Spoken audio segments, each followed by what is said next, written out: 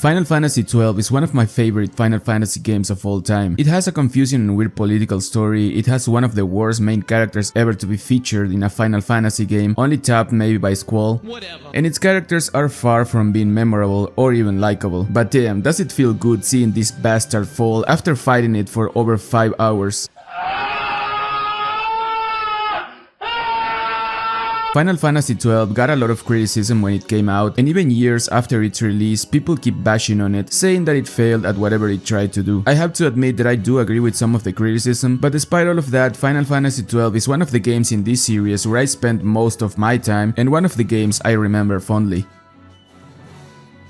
Immediately upon starting a new game, you are greeted with a first overview of Final Fantasy XII's world. This game takes place in Ivalice, the same kingdom Final Fantasy Tactics took place on. Looking back now, the opening cinematic was already foreshadowing something that would be a constant with this game's story. You are thrown in the middle of something big happening, in this case a royal wedding, with no real context and with no idea what the hell is going on. And like I just mentioned, the same happens with the rest of the story. As soon as you can start controlling your character, you are in the middle of a battle just as confused as you were before, unless you somehow manage to pay attention to all the text and political talk shown before the game even lets you move. To sum it all up in the most simple way, you start controlling a 17-year-old kid fighting for the city he comes from that got affected by the war two empires are fighting and that already caused the death of the prince we saw was getting married in the beginning of the opening cinematic. Rex, the kid you play as, is then being led by Bash on a rescue mission that ends up with everyone dead, including Rex himself, and this was at the hands of the very person he thought he could trust. There are a couple of twists here and there, but I'm not going to go into much more detail to avoid spoilers. So after that, the actual main character of the game, named Ban, makes his appearance, just casually hanging out in the royal sewer slaying some rats. After successfully getting rid of the vermin, Final Fantasy XII gives the player a look at its world by showing off the city of Rabanastre, which happens to be Ban's home. This city looks massive and it's full of life, with many NPCs you can talk to, stores to visit, and other places to go where you can learn more about your surroundings, like for example the tavern, a place you will visit often once you start hunting monsters.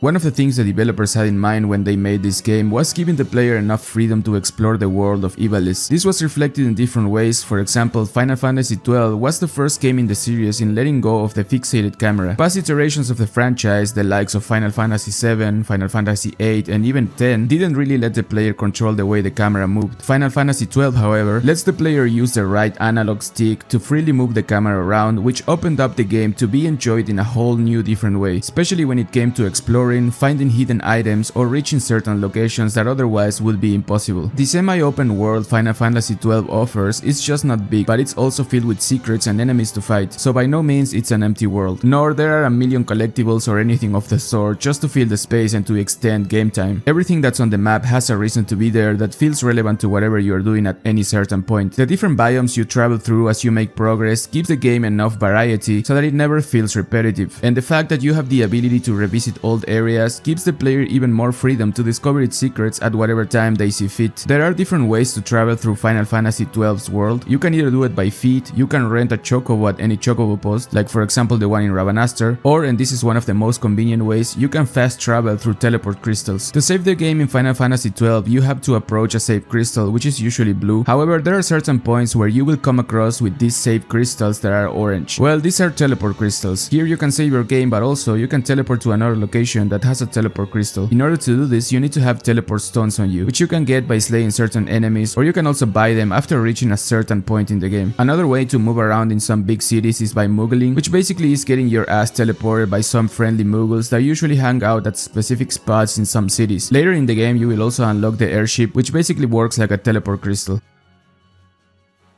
One of the biggest points of criticism towards Final Fantasy XII was its combat system. Up until Final Fantasy X, most of the entries on the series had a system called Active Time Battle, or ATB for short, which is somewhat of a turn-based system where each character has a bar that needs to be filled before the character can perform an action. Unlike a purely turn-based combat system where time would usually stop while you are choosing what command to use, like in Final Fantasy X, in the Active Time Battle system, time keeps running as you are deciding what the hell to do, which honestly can be kind of nerve-wracking, at least in my my case? Well, Final Fantasy XII's combat system was more of a hybrid between the ATB and a pure turn-based combat system. So the way it would work would be as follows. When you enter in combat, your party would automatically engage in combat mode unless you are actively fleeing by holding R2. Once engaged in combat, a bar would show up that would start filling up, just like in the ATB system. The difference here is that if you bring up the menu, time would stop, shifting the game into more of a pure turn-based style combat. In my opinion, this style of gameplay is probably the best way to get someone who doesn't really play turn-based games into trying them. I remember playing Final Fantasy XII and feeling a lot of pressure to make decisions because of the damn ATB bar feeling way too fast, and then my slow ass brain would take days to process what the hell was I supposed to do to attack a certain type of enemy in the most effective way. And speaking of Final Fantasy VII, it's kinda hilarious that Final Fantasy XII's combat system is virtually the same as the one used on Final Fantasy VII Remake, and people still like it, so I guess Final Fantasy XII was just ahead of its time.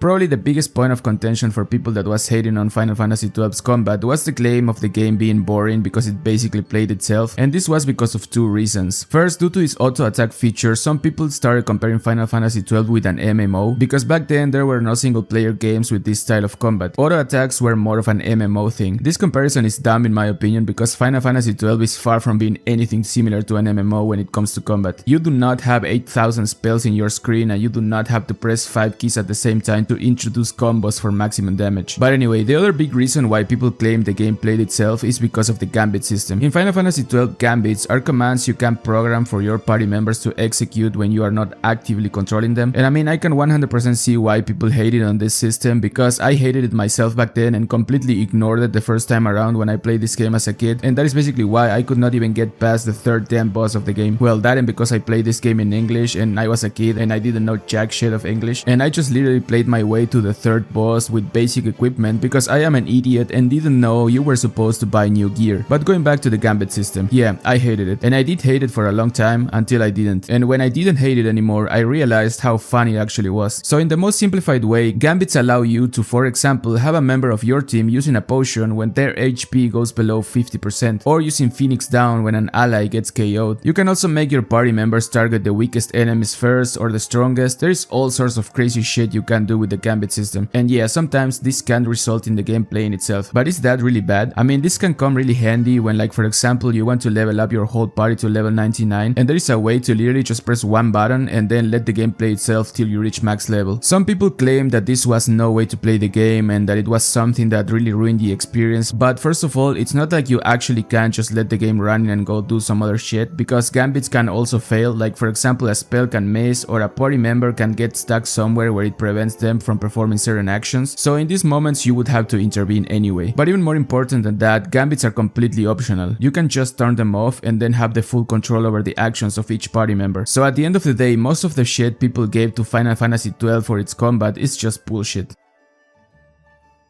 Okay, it's time to address the elephant in the room. Yes, Final Fantasy XII's story is all over the place. It's not really that the story in itself is bad, it's just an absolute mess, and the way it's told doesn't really help. Final Fantasy XII's plot is centered around a political conflict between two empires, Arcadia and Rosaria. These two empires got involved into a military conflict for the dominion over Ivalice. In itself, the plot is pretty simple. There is a war about to start over a territory, and the characters that conform your team are trying to stop said war to take place. Like I said, the problem is not the story itself, but the way it's presented to the player. Unless you are someone who is really into politics and that kind of stuff, you will not understand shit of what is going on, and this will probably remain this way until you get to the final part of the game, when it's crystal clear who the bad guy is. When I first played this game, I just had finished Final Fantasy X and I was expecting a story somewhat similar to that. Well, I was terribly wrong. Throughout the whole game, the story focuses on this conflict between Arcadia and Rosaria, while Van and the rest try to help Princess Ashe, remember the one woman who was getting married in the opening cinematic? Well, she's the leader of a resistance group trying to reclaim her throne in order to stop the war from ever happening. At some point the story takes a wild turn that I will not really go over here because I don't want to spoil the game that much, even though it's like really old. But let's just say that when you get to that point in the story, when this plot twist happens, it renders whatever you thought you knew of the story completely useless.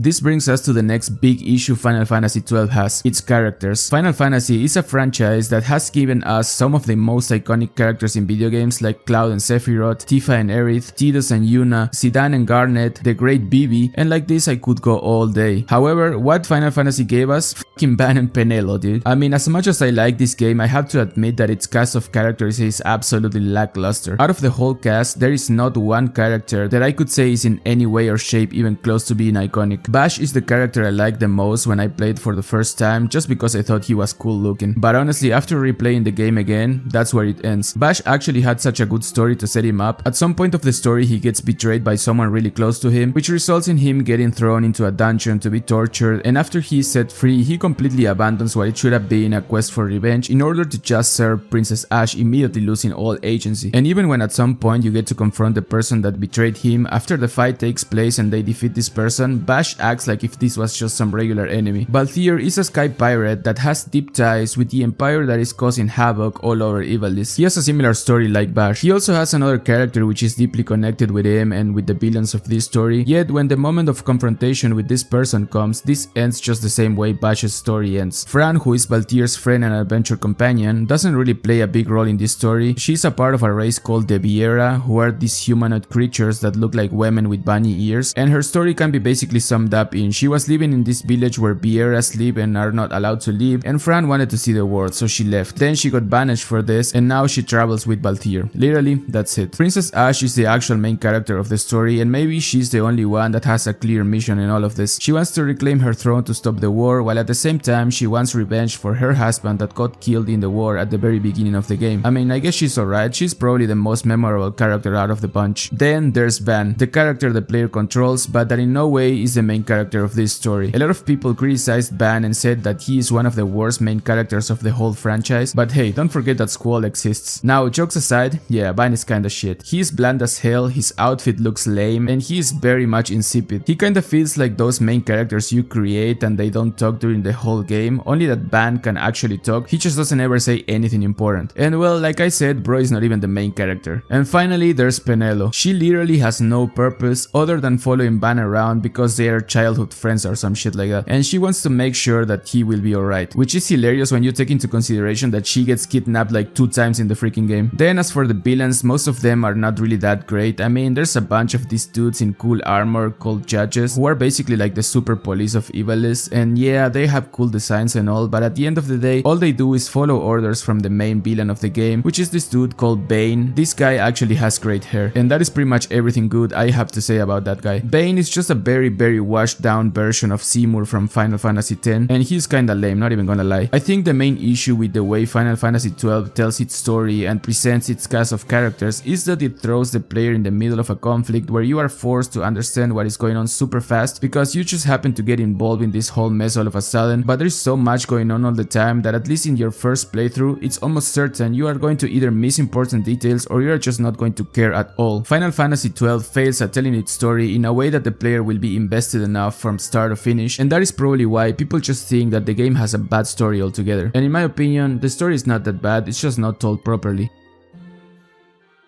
Now, if I had to try and convince someone to play Final Fantasy XII, the first thing that would come to my mind to tell them about with no shadow of a doubt, it would be its hunt system. Final Fantasy XII features a long series of side quests simply named hunts. During the hunts, the player would be asked to defeat monsters referred to as marks. The way you get access to these hunts is either by checking the board at the tavern or by talking to a Moogle named Mont Blanc over the Centurio clan in Ravanaster. There are a total of 45 hunts, and once you accept the quest, you have to go talk with the person who posted the petition. They will give you some information that you can later check on your Centurio clan journal, and following whatever hints the person who posted the petition gave you, you have to figure out the location of the mark. Once you find them, you gotta fight them and slay them. Some of these fights are slightly stronger versions of common enemies, and others are straight up bosses. The ultimate mark, for example, is a huge dragon/worm-like creature that has a massive health pool of around 50 million HP and has the ability to insta-kill you even if you are at the max level. To even have a shot at taking this guy down, you will have to bring with you your best armor armor, your best accessories and weapons, the best setup possible of gambits, and even then you will still have to pray to the heavens that Yasma doesn't obliterate you with an insta-kill hit. This is the hardest boss in the whole game and one of the most intense fights where you have to be on your tippy toes if you don't wanna get killed immediately. It can take from 1 to 5 hours to kill this guy depending on your equipment, level and skill, but believe me, it is worth it. The feeling you get after defeating such a beast is just incredible. And of course you get a bunch of XP and rare loot. There are also some other type of rare enemies in the game called rare game. These are stronger versions of normal enemies that look different and only spawn when the player has met certain conditions, like for example killing a specific amount of enemies in a specific area, waiting a certain period of time without moving, or having low health to make an enemy spawn. Some of these rare enemies will drop key items that can be exchanged for rare equipment, weapons and accessories. Like in most Final Fantasy games, getting the ultimate weapon is something you really wanna do if you wanna deal disgusting amounts of damage, and in Final Fantasy XII getting these weapons is the most fun I have ever had doing something like this. There are some weapons you can get by not opening certain chests during the game, like for example the Zodiac Spear. There are other weapons you can get by exploring every nook and cranny on the map, like for example Excalibur, and there are other weapons you can get by farming monsters for rare materials, just like the Tornasol. Final Fantasy XII has a system where every time you kill the same type of enemy without killing other type of enemies, you form a chain. The longer you keep this chain, the rarer the loot you get from killing the same monsters. This is basically the way you get the rare loot from basic mobs, and then you can go sell this loot to the bazaar in Rabanastre to get armor, accessories, weapon or bundles of useful items. Another really fun thing to do is finding and collecting all of the summonings these games has to offer. In Final Fantasy XII, summonings are called espers. There is a total of 13 espers that you can find and fight to add to your summoning list. Even though fighting them is fun, using the summons once you have acquired them never felt so useful to me, because when you summon them, the rest of your party leaves and then it's just you and the esper and whatever character has summoned it. So if you summon an esper with a character that has no means of healing themselves, then you are kinda cooked if whatever boss you are fighting starts targeting you instead of the esper. But nevertheless, fighting the espers is really fun. I do remember one time while I was leveling up at the slime spot, I had leveled around 20 levels and I hadn't saved during all that time. Then I decided I had enough, so I went back without checking the map because I thought I knew the way. But then I took the wrong turn and ended up triggering the fight with the strongest esper of the bunch, and this resulted in a fight that lasted around 6 hours because I was under leveled for this fight, but I freaking fought for my life because God knows I didn't want to waste the hours I put into leveling up. I somehow managed to kill the little shit, and that fight ended up being forever etched in my memory.